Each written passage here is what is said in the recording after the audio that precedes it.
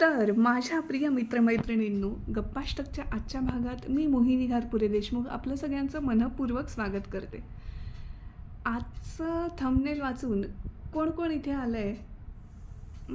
तुम्ही, बरोबर ना? हो. तर तुम्हाला आज मी एक गंमत सांगणार आहे. काय गंमत माहिती आहे?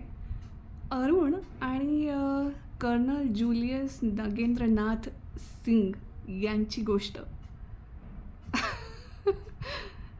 हां हां, तेच तेच, बरोबर. त्या छोटीसी बात पिक्चरमधले.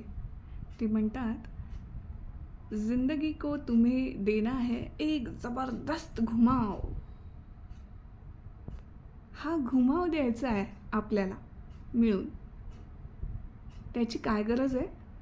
कारण ते असं म्हणतात की दुनिया में नीचे की तरफ बहुत भीड़ है और ऊपर की तरफ हमेशा बहुत सारी जगह. आपल्याला जायचं असतं या खालून ते वरपर्यंतचा प्रवास. हा प्रत्येक माणसाला करायचा असतो आणि प्रत्येकजण त्याच्यासाठीच कष्ट घेत असतो. आजच्या थंबनेलमध्ये मी लिहिलं आहे की आयुष्य एका मिनिटात बदलू शकतं. हो, ही गोष्ट खरी आहे. पण यात एक मेख आहे. ती काय माहिती आहे? आयुष्य एका मिनिटात तुम्हाला कुठल्या वळणावरती नेईल हे तुमच्या हातात आहे. म्हणून तुम्ही प्रत्येक गोष्ट विचार करून केली पाहिजे. प्रत्येक कृती विचारपूर्वक केली पाहिजे.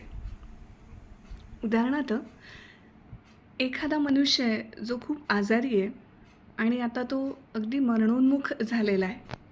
पण त्या मरणशय्येवर असताना तो आपली विल लिहितो आणि जाता जाता असं काहीतरी स्वतःची प्रॉपर्टी आपल्या कुटुंबाच्या किंवा एखाद्या संस्थेच्या नावावर करून जातो की तो मरणोपरांत लक्षात राहतो.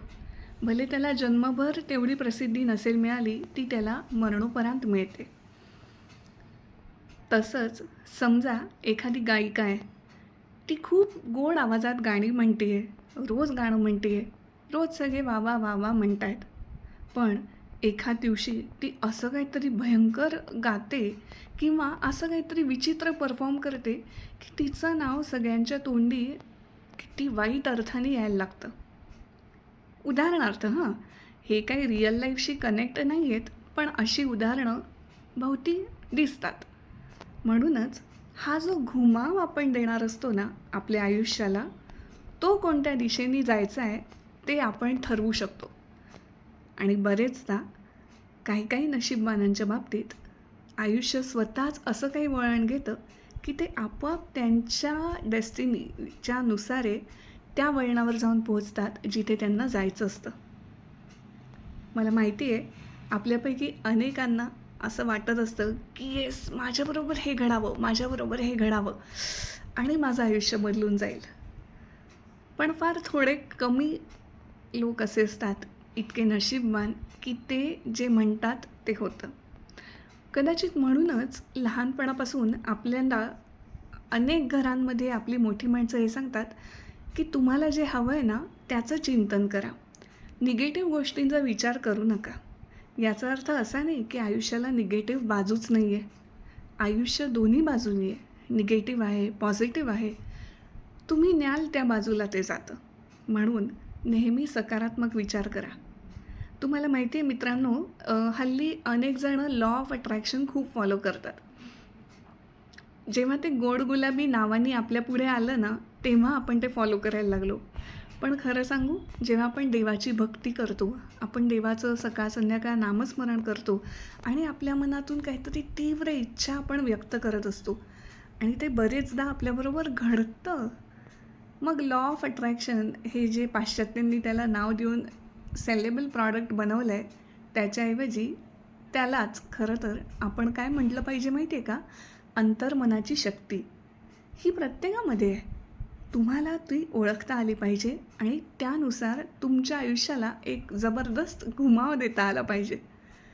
मी सुद्धा दिला आहे माझ्या आयुष्याला जबरदस्त घुमाव. आणि तो कसा माहिती आहे? कधी निगेटिव्ह, कधी पॉझिटिव्ह. कोणी म्हणतं तू चंचल आहेस, कोणी म्हणतं तुला समजत नाही. पण तसं नाही आहे. कधीकधी आपल्याला तसं तसं वागायची बुद्धी होते. आपण तशा तशा गोष्टी करत जातो. आपल्याला माहिती नसतं की याचे परिणाम काय होणार आहेत. पण आपण करतोच ना. हे बिलकुल तसं आहे की एखादं छोटंसं मूल सृष्टीच्या अंगणात जाऊन खेळतं. आपलं आयुष्य बिलकुल तसं आहे. आपल्याला असं वाटतं की एकूण एका गोष्टीवर आपला कंट्रोल आहे, पण कधी-कधी तो नसतो. मला एवढंच सांगायचं आहे माझ्या मित्रमैत्रिणींना जे मला बघतायत, की आज जरी तुमचं आयुष्य कुठल्याही वळणावर असेल, तरी ते बदलायला फक्त 1 मिनिट पुरेसं आहे बरं. म्हणून विचार करा, त्या 1 मिनिटात तुमचं आयुष्य कोणत्या दिशेने गेलं पाहिजे आणि हा विचार दर क्षणाला करत राहा. बघा किती चांगलं तुमचं आयुष्य बदलतं. बदलतं की नाही तेही कळवा. आणि अर्थात गप्पाष्टकमध्ये तुम्हाला सहभागी व्हायचं असेल, तुमचे याविषयीचे काही अनुभव सांगायचे असतील, तर मला कॉमेंट बॉक्समध्ये नक्की कळवा. मी जरूर तुमच्या कॉमेंटला प्रतिसाद देईन आणि ज्यांना माझ्याशी खूप शेअर करायचं आहे, खूप काही बोलायचं आहे, त्यांना माझ्या गप्पाष्टकमध्ये मी जरूर पुढच्या येत्या काही एपिसोड्सनंतर आमंत्रित करायला सुरुवात करणार आहे. So stay connected, keep watching मी आणि माझ्याशी बोलत राहा, कारण मला तुमच्याशी बोलायला आवडेल. धन्यवाद.